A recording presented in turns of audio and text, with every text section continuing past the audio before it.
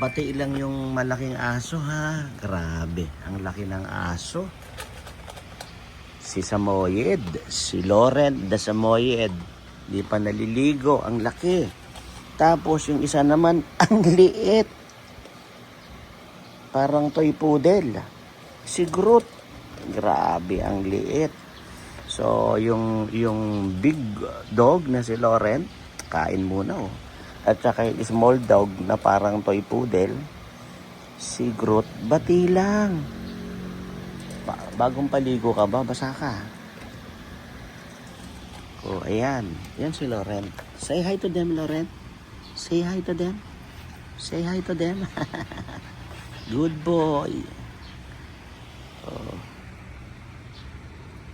Ikaw, Groot, nasan ka na? Oh, kain ka rin dyan? Nakikikain ka din dyan kay Laurent? Yan, si Groot, the toy poodle. Kala mo, laruan eh. Tapos, ito si Laurent, the Samoyed.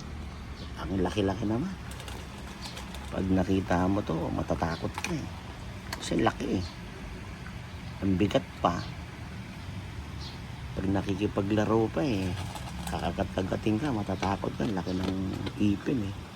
Pero napakabait niya. Alam mo kung bakit sila mababait? Mana sa amo. Kasi mabait din yung amo. Ikaw, mabait ka ba?